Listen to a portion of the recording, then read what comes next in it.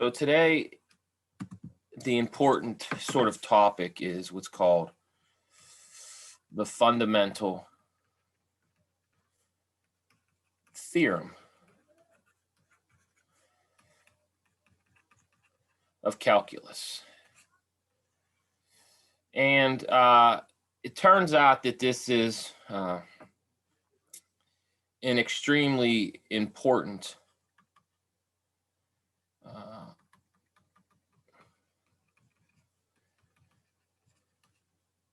theorem. But a way to think about it is a tool.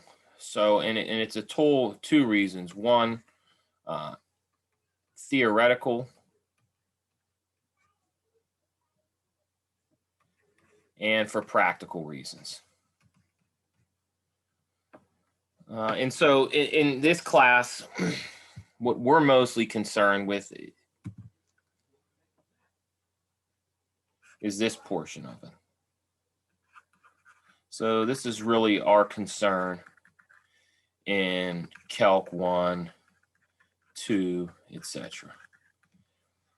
We want to understand what can it do for us. And so before we get into it, we need a couple sort of notions that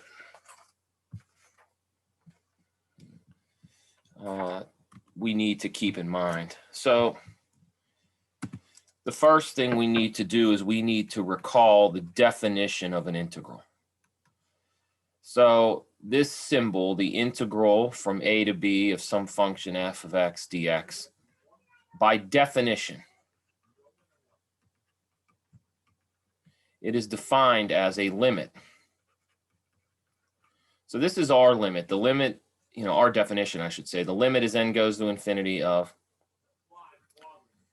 the sum k goes from 1 to n of f evaluated at some point x sub k times this number delta x. And these things have meaning. Delta x is this number b minus a over n, or an expression. And these x sub k's have a formula, which is a plus k delta x. And this is true for, turns out, this is how we define x sub k when k is 0, 1, 2, and all the way up to the integer n. So as we pointed out last class, or last time we met, what happens is this definition is pretty overwhelming. There's a lot happening. There's lots of scary symbols, subscripts, there's a limit. And so what we ask then is there a more efficient way to compute this number than just this scary limit? And it turns out that there is. And one of the things that we're going to figure out when we investigate this is that computing this number is in many ways related to taking derivatives, although it might not be obvious right now. And we're going to sort of, the purpose of what we're going to talk about today is to see that shortcut and see how it's motivated. So before we do that, we need some other definitions. So the first thing to think about, and this is important, this only makes sense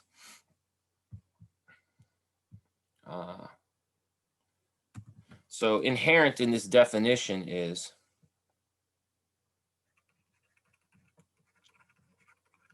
this requires that A is less than B, where A and B are finite numbers. I mean, this definition doesn't make sense if A is negative infinity or B is infinity. So maybe I'll write that a little cleaner.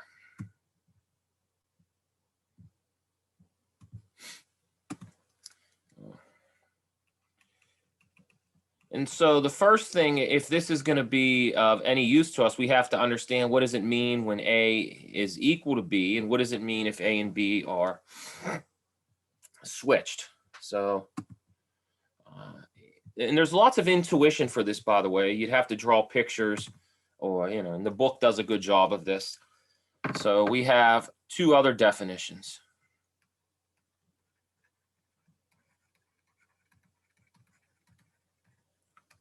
The first one is that the integral from a to itself, if the lower and upper bounds are the same, then by definition, we set this equal to 0. And the intuition for this is, if you tried to look at the area under a point, that's sort of meaningless. There is no region under one point. And so we denote that area as 0.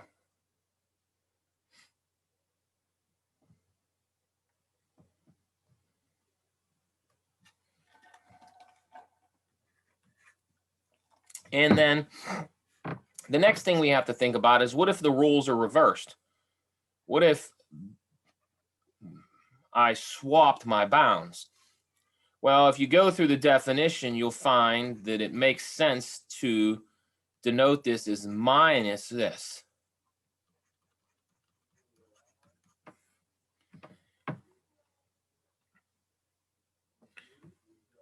So again, what we're saying is, if the bounds are flipped, the way to sort of define that is to multiply by -1.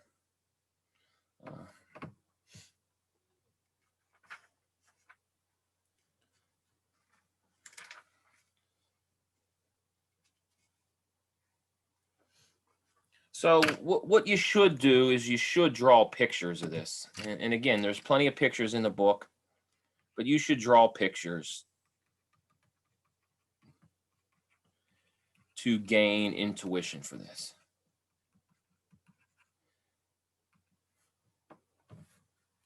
All right, so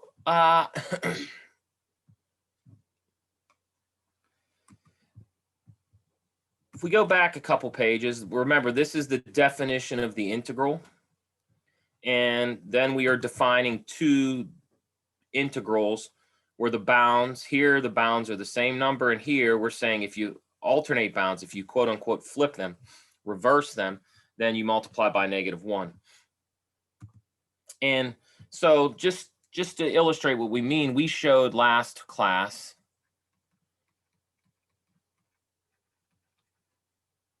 I guess we didn't or we last. So we showed last week that the integral, for example, from 0 to 1 of x dx is equal to 1/2. And we also showed the integral from 0 to 1 of x squared dx. We showed using that scary limit that this is 1/3. So if I draw a picture and interpret this as area,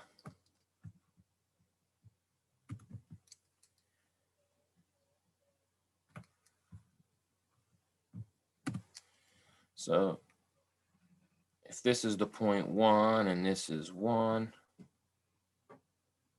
of course, the area under this curve from 0 to 1 is a triangle. And we know that the area of this triangle is 1/2 the base times the height. So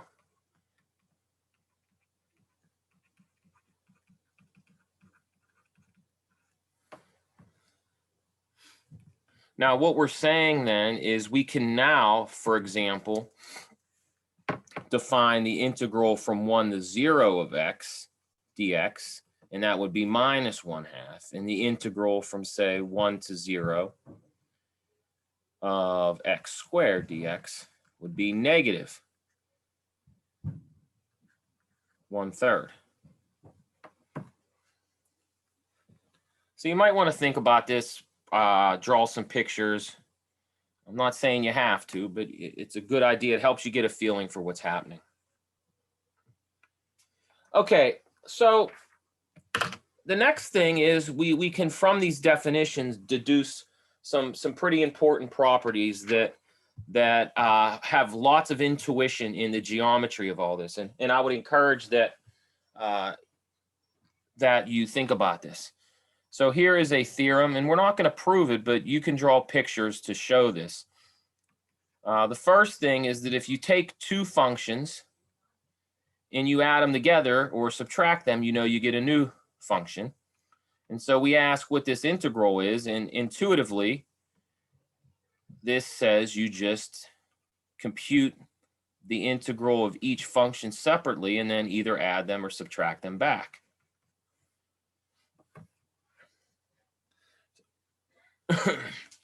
So the intuition here is that if I take some sort of shape and then I just rip it any way I'd like, this is saying that the sum of, the sum of the parts is the whole. So the way to think about this is the sum of the parts is the whole.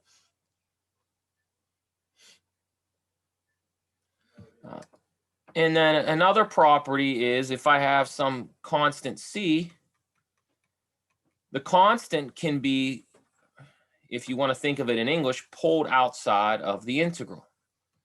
And again, if you draw a picture and think of this in terms of area, there's some intuition here. And then another way that we can sort of rip our sheet of paper is we can say, okay, the integral from a to b of f of x, what we can do is we can maybe rip it the opposite way. We can rip it and say, well, now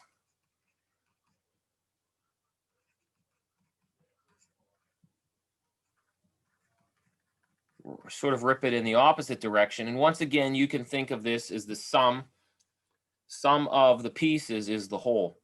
And what's important to understand here is we are assuming that all these integrals exist.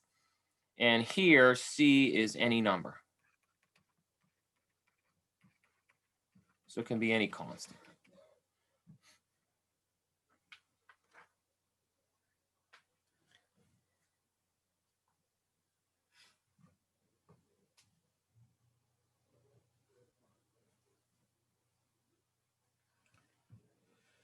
Okay.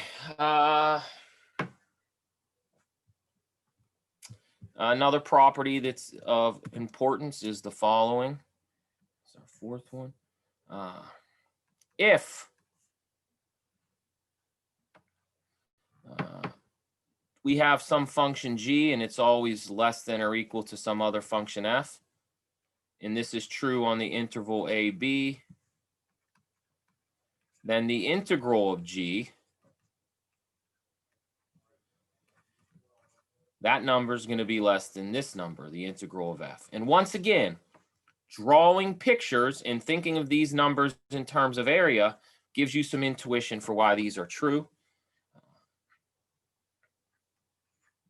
And then lastly, here's a very cool fact. Basically, this last fact says we can take any region in the plane and we can draw a rectangle that's bigger than it.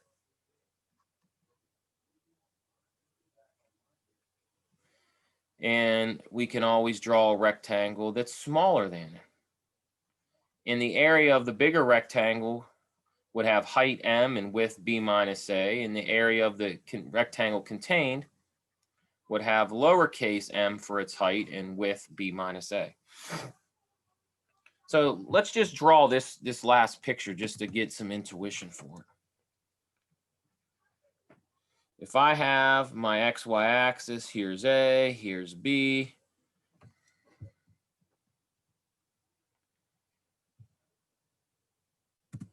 Let's take some function f. Looks like this. And so the integral is the area of this red region. And what this theorem says, part 5 says, is it says that you can always put a rectangle that's bigger than it, and you can always find one that is smaller than it.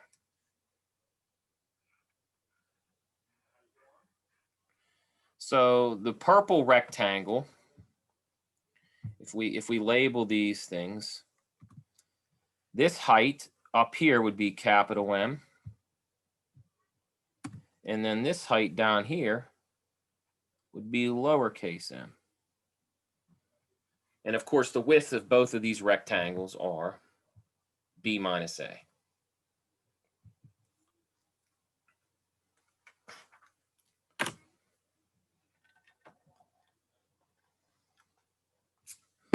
So again, I highly encourage that if you want to get a deeper understanding of the integral and its properties, you draw pictures. Okay, now, enough of the sort of theoretical stuff. Let's sort of get into what we're going to use, the practicality things. By the way, though, it is important that you understand these properties, about the integral. And so what we're going to do now is we're going to motivate the fundamental theorem.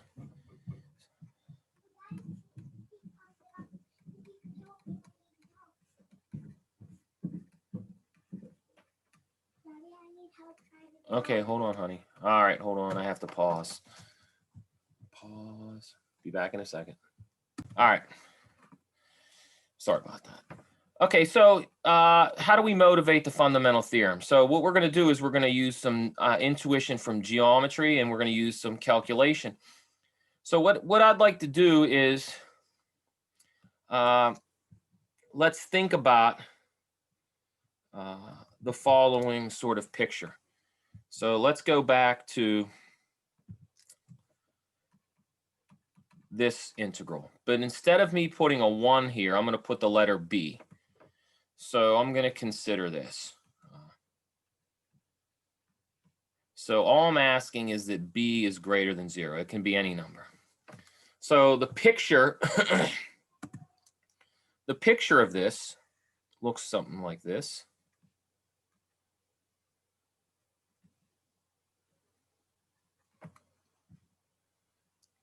So we'll use purple.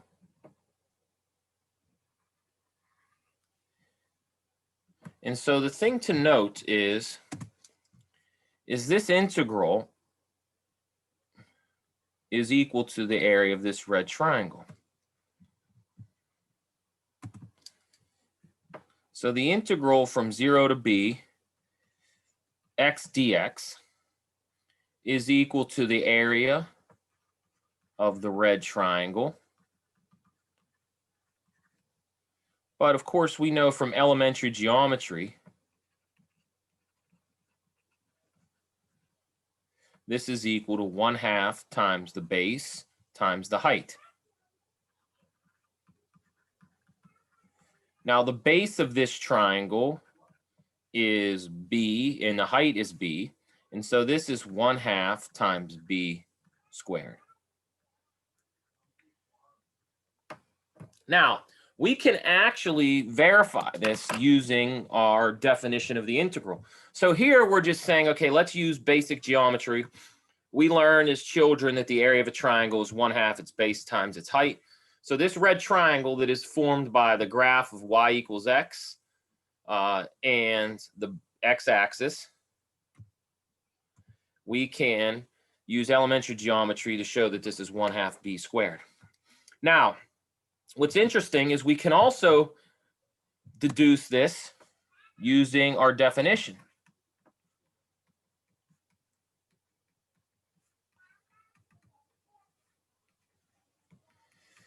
Now, what I'm going to do is I'm going to go through this quickly, and I'd hope that you'll take the time to do it slowly and understand it. So if I take this guy, the integral from 0 to b of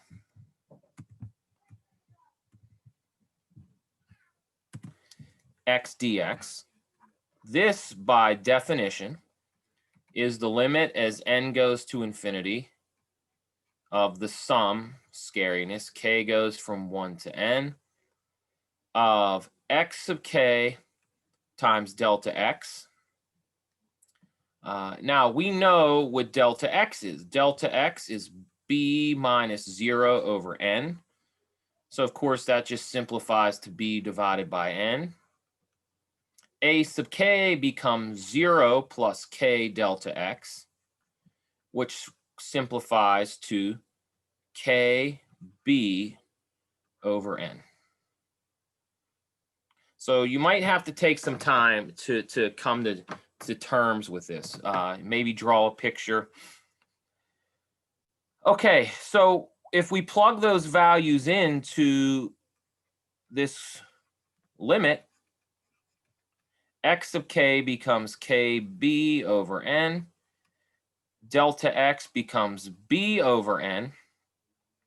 And so if we sort of clean this up, I guess I should be more careful with how I write this. This becomes k b squared over n squared. Now, what's important to notice is the b and the n have nothing to do with k. And so if we think of this sum, and this is a sum, if you think of this and write it out, you can, what we say, factor out. So you can factor the following way. I can pull the b squared all the way out, and then I'm left with this limit. The limit is 1 over n times this sum. And I understand that this is a little overwhelming, but what I would encourage you to do is I would encourage you to write this out. Don't use the summation notation. Write out the sum. Notice that I'm just doing some basic algebra. I'm factoring b squared out. I'm factoring 1 over n squared out of the sum. So we're undoing the distributive law. And I can pull b squared all the way out because it doesn't depend on n. So if you want to know if you think about what this means, this is b squared times this limit,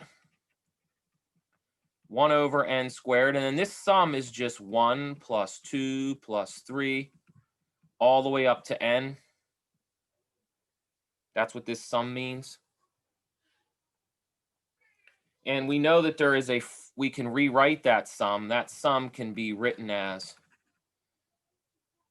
well, I have a b squared out front here.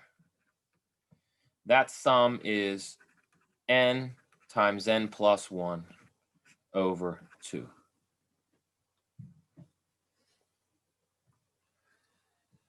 So again, there's a lot happening here. It's a little bit overwhelming.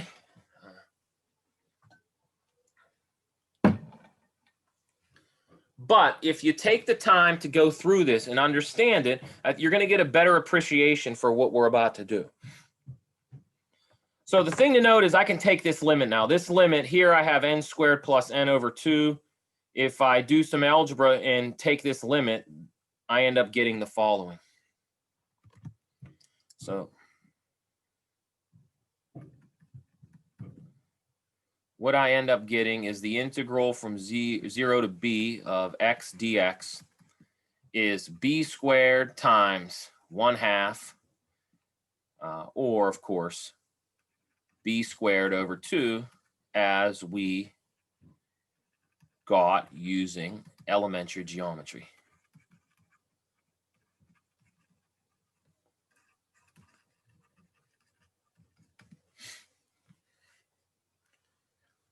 Now, here's sort of the magic, not magic, because that's a bad way of saying it. Here's sort of the key observation that you can make.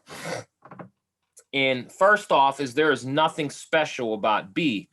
I did this, the only assumption I made is that b was bigger than 0.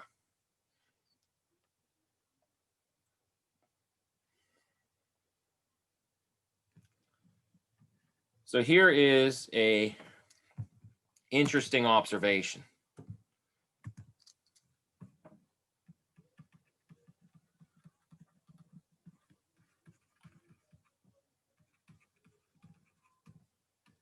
If I define a new function, let me define capital F of, I need a new variable, but let's just say, okay, let's call it x. And I'm going to write this as the integral from 0 to x. And instead of doing x dx, that doesn't make any sense because x is already used. Let me say t dt.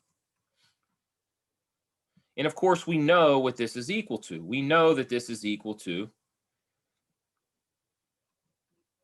x squared over 2. Check this out. F prime of x is then equal to x.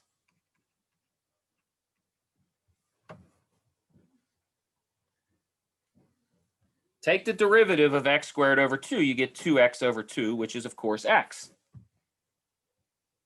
Now, right now, for most amateurs, that means nothing. But if you think about this, the function y equals x is no different than the function y equals t. Their graphs are the same thing. They're a line of slope 1 through the origin.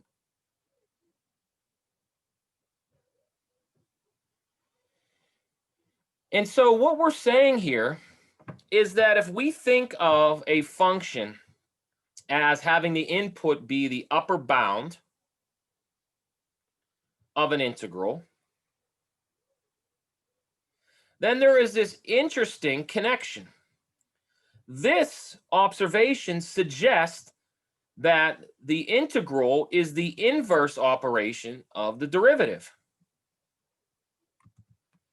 So it might take some time for you to think about it, but that's what this indeed suggests. This suggests the integral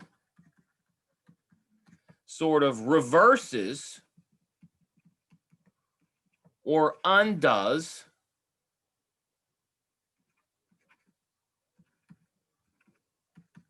the derivative and vice versa.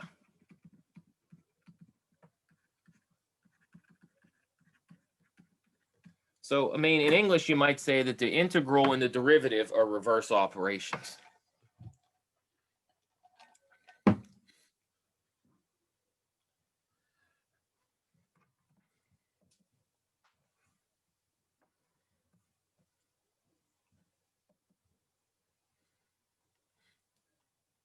Okay, so your one observation, if you really have an understanding of this right now, would be, okay, great, but you just showed that's true for the function y equals t or y equals x.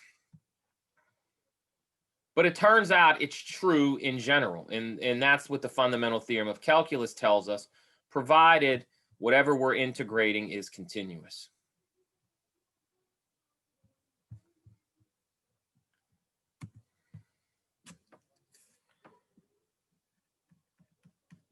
The fundamental theorem of calculus tells us this is true in general if f of t is continuous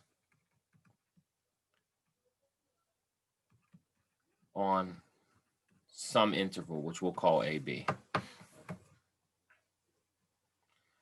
So the fundamental theorem of calculus has two parts to it. And for, it's important that you try to learn what both of them mean and how to apply them. But at this point, it's most important that you understand how to use the second part. So there are two parts.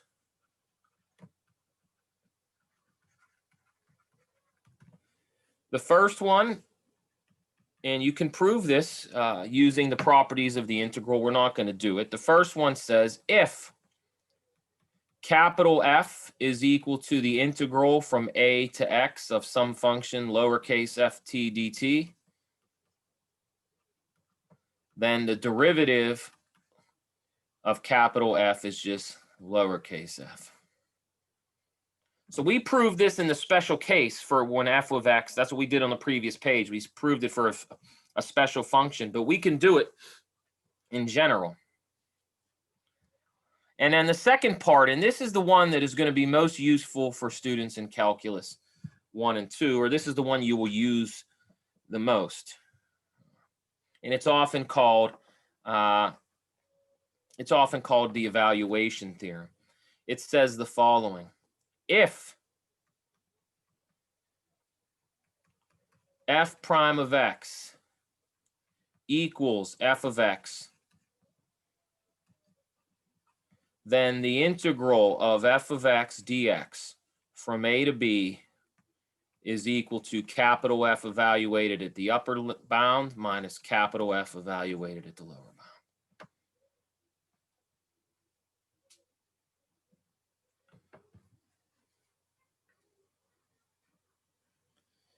So what this second thing is telling us, what this second part is telling us is that how do you integrate quickly and efficiently? You figure out what this capital F is. Capital F is the key. But if you look at what we're asking of capital F is the function whose derivative is the guy we're trying to integrate. So this is extremely, extremely important because what we're finding here, as I alluded to before, is that computing an integral in terms of using this tool called the fundamental theorem of calculus comes down to an important task. Determine what this F is. So this function F has a name. It's called the antiderivative or an antiderivative of lowercase f. So we need that definition. So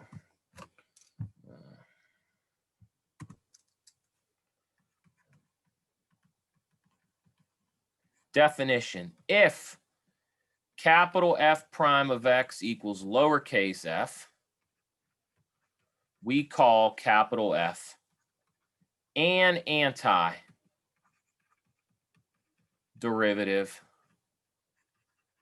for little f.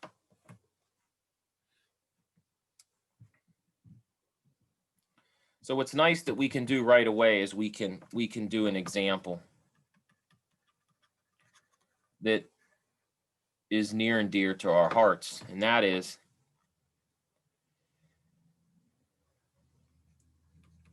let lowercase f be equal to x, then capital F, which is x squared over 2, is an antiderivative.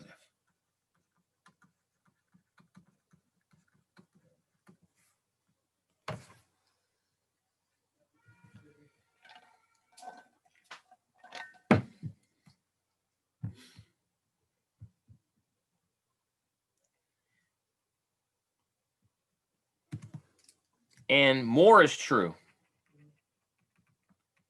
And this is not hard to verify.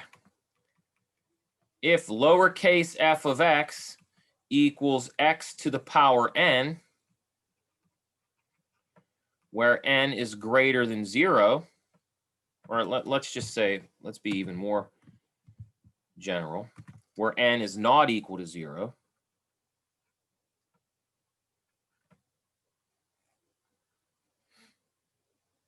right? Actually, that's not necessarily true. Let's be kind of being careless.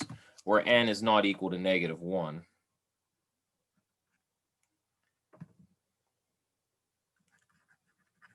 Then capital F of x, which is x to the n plus 1 divided by n plus 1, is an antiderivative.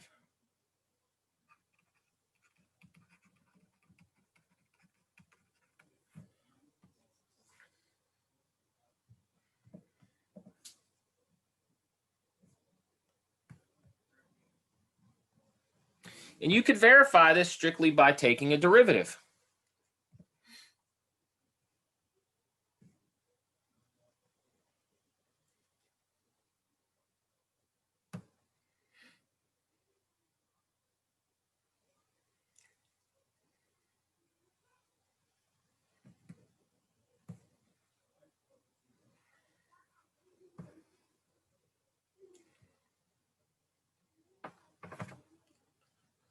Again, how do we know this is true? There's not much. Just take the derivative. Pick your favorite number for n, as long as it's not -1. Differentiate this expression, and you get this. And so this means that part 2 of the FTC makes computing many integrals simple.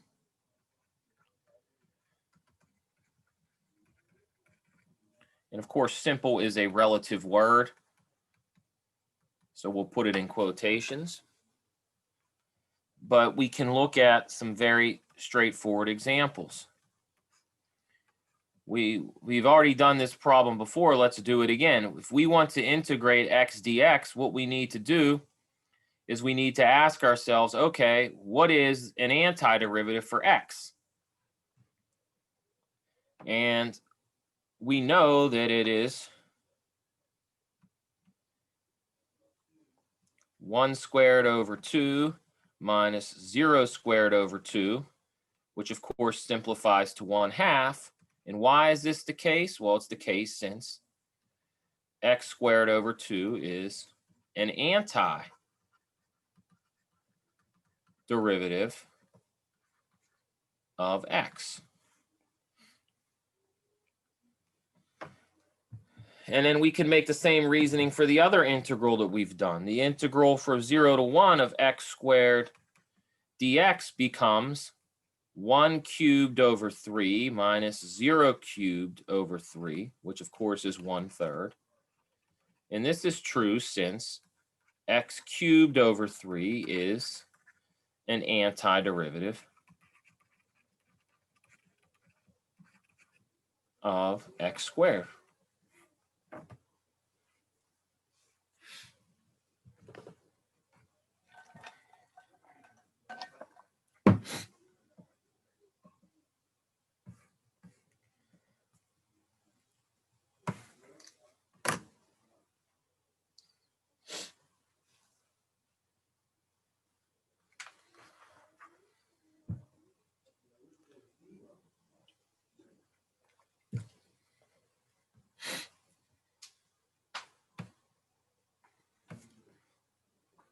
So at this time, it's useful to have some better notation when we're writing up solutions. So it's convention to denote f evaluated at b minus capital F evaluated at a as we write the expression with a vertical bar and then put a and b. And so this, you can read this, if you want to read this in English, this reads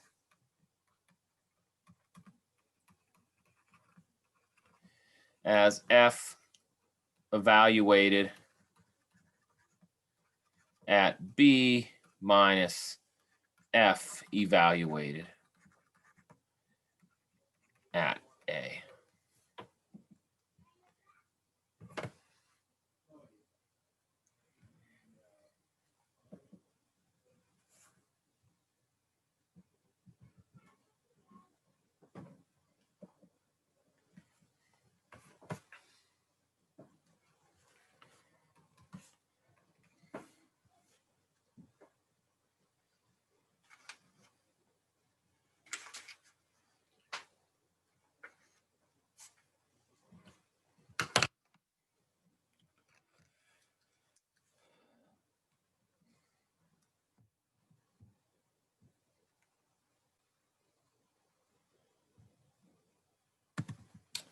Okay, so some more examples.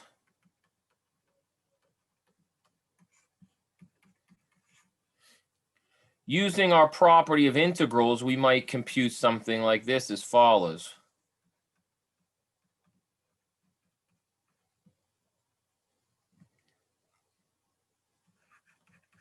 We need to compute an antiderivative. And so using that formula or reversing the derivative, we say, okay, this becomes x to the 4th over 4 plus 4x cubed over 3. And we are evaluating this from 1 to 2. And so we first plug in 2, you get 2 to the power 4 over 4 plus 4 times 2 cubed over 3. And then this is minus what happens when you plug in 1, which is 1/4 plus 4/3. So you're left with 16 over 4 plus 2 to the third is 8. 8 and 4 is 32. So 32 over 3 minus a fourth minus 4/3. And if you combine your sort of the fractions that have the same denominator, that's 15 over 4. And that becomes plus 28 over 3.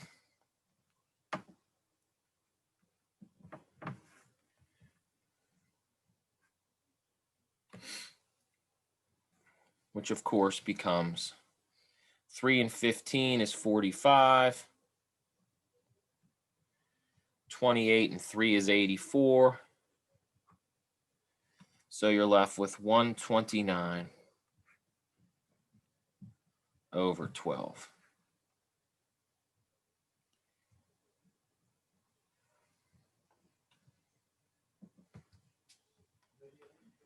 As long as I didn't make an error. So we'll double check our arithmetic on a calculator. 15/4 divided by, or 15/4 plus 28/3. And of course I made an error because that doesn't make any sense. It's 157 over 12.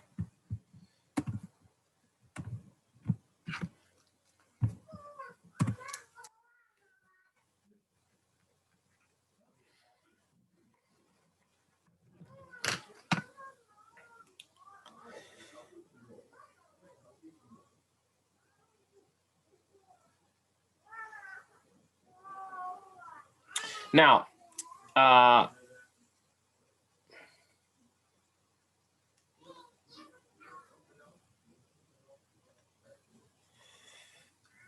there's an important sort of observation to make at this point. And that is that even though this seems like it's some tedious arithmetic, look at the bigger picture. The bigger picture is if we had to compute this integral using the definition, it would be a very, very difficult limit. And what we've done is we've taken this complicated limit and we've replaced it with arithmetic. Now, the only catch is we don't just immediately replace it with arithmetic. We have to make the sort of, I don't want to say ingenious, but in many ways it was ingenious because it took humans a long time to figure this out. The magic sort of thing that transforms complicated thing into arithmetic is this notion of the antiderivative. And so if we know an antiderivative, and by the way, you should verify for yourself, take the derivative of this right-hand side, you will see that the derivative is in fact the integrand. So this is important. Any questions, comments? Let's look at, I say that, but there's only one of you here, and I don't even know if you're here. You could be sleeping or just logging on to make me feel better. Anyhow, let's look at another example. So you guys know lots of derivatives, so that means that you have lots of antiderivatives at your disposal. So for example, if we want to integrate, let's say the cosine. This is good. So you're chatting. Very good. Very good, Carly.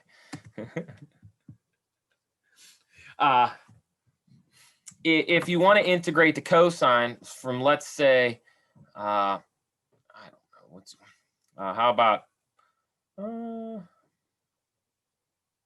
from say 0 to pi over 2.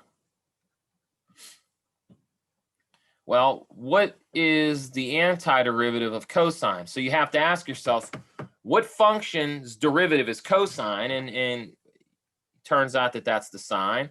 So we're going to evaluate the sine from 0 to pi over 2. And of course, if you plug that in, you have sine evaluated at pi over 2 minus the sine of 0. And pi over 2, when you plug it in, the sine is 1. Sine of 0 is 0. So this evaluates to 1.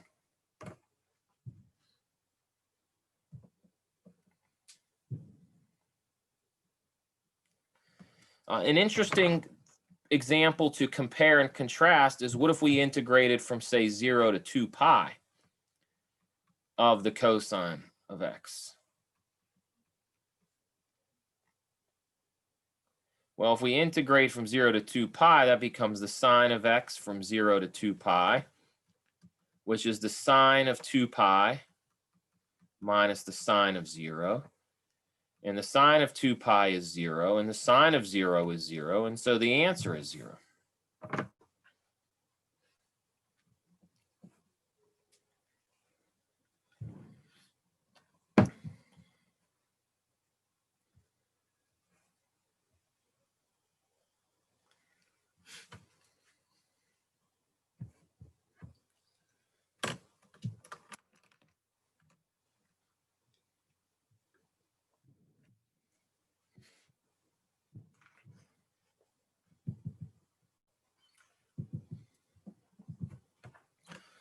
All right, let's do another one. Some other common antiderivatives that you should know. Let's integrate from 1 to e of 1 over x dx. So you ask yourself, what is the antiderivative of 1 over x? Well, what we should know is we should know that the natural log,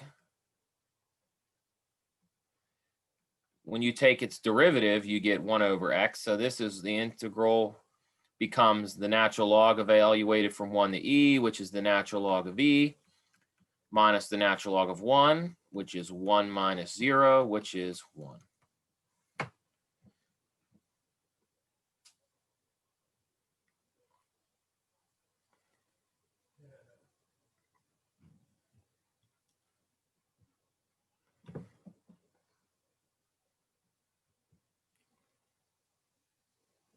Now, once again, I would like to point out that if you had to compute this integral from the definition, it would be extremely, extremely difficult, if not impossible. So, these are things that you should keep in mind. This powerful theoretical tool called the fundamental theorem of calculus makes evaluating these things quite useful. Here's another important one. If we want to integrate, let's say from 0 to 1 of 1 divided by 1 plus x squared, it might take some remembering, but the antiderivative of this is the arctan, the inverse tangent. And so this becomes the inverse tangent evaluated at 1 minus the inverse tangent evaluated at 0. And the inverse tangent of 1 is pi over 4. The inverse tangent of 0 is 0. So this guy, this integral equals pi over 4.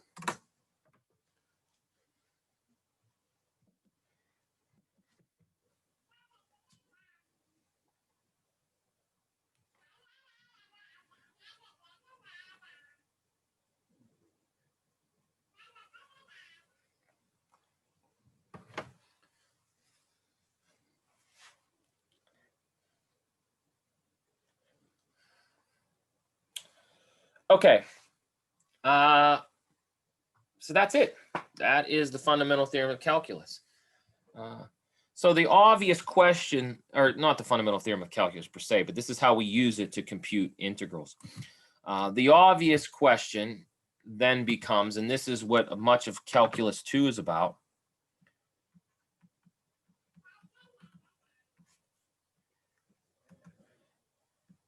how do we compute the integral from a to b of f of x dx if we don't know the antiderivative?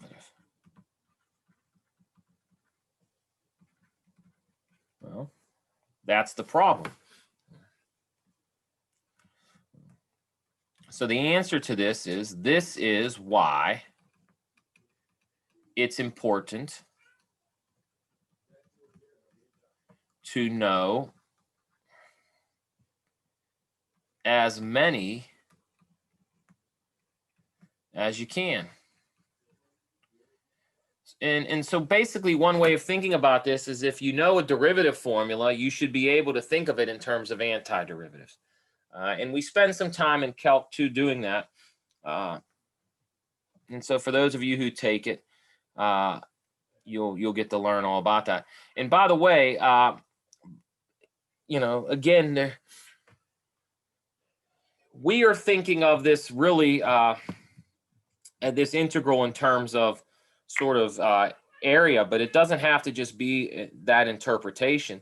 There are other applications of this. I mean, the one important one that we haven't said, but hopefully if you think about what we've talked about all semester, we know that if a function represents velocity of something, we know that that is the derivative of some position function, and that the acceleration is the derivative of the velocity.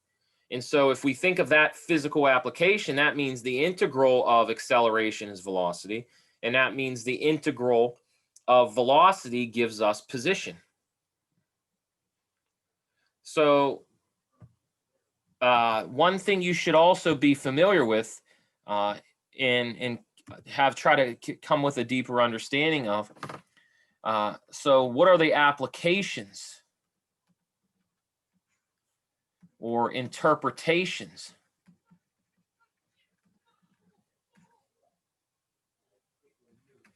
of the integral?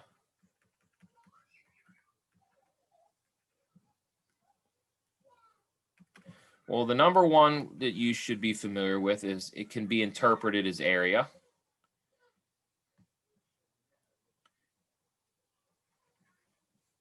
Another application, which we didn't mention, but if you think about and draw a picture, you can think about what signed area means. And so, you know, one of the things I can, you know, you should do is you should think about what that might mean.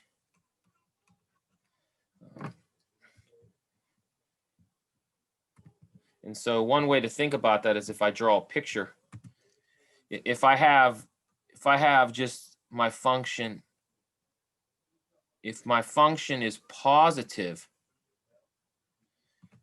on AB, then we know the integral tells us the area of this region. But what will the integral do if I don't have a positive function? For example, if I had something that looks like this.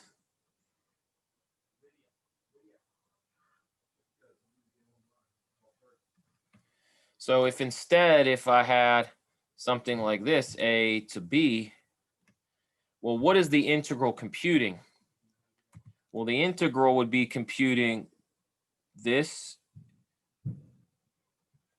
this, and then this. So think about what signed area means. It would mean you're subtracting off the piece that's underneath the x-axis.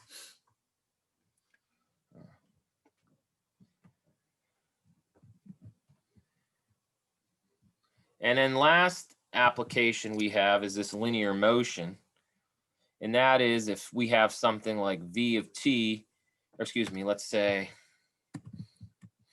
one of the letters we use is say s of t. So s of t equals displacement. Then we know that the derivative of s, we know this is velocity. And we know the derivative of velocity is acceleration. And so if you write that in terms of integrals, s of b minus s of a is the integral from a to b of your velocity. And then velocity at some time b minus velocity at some time of a would be the integral of acceleration. So this is, you know, these are some ideas that we're writing these symbols down, and it's a little overwhelming, but you should ponder them and try to get a deeper understanding of them. Many of you will have to take physics, and this idea of motion and derivatives and integrals is crucial. So anyhow, we're out of time. Carly, thanks for joining. Hopefully you guys will watch this and learn from it, and you will ask questions if you have questions. So As I said, I'll be around all next week to Zoom and answer questions and discuss your final. So have a good holiday. I'll be posting information about your exam and some more, some point getters for you guys. So have a good holiday, and hopefully I will see you guys next week. Take care and be safe. Thank you.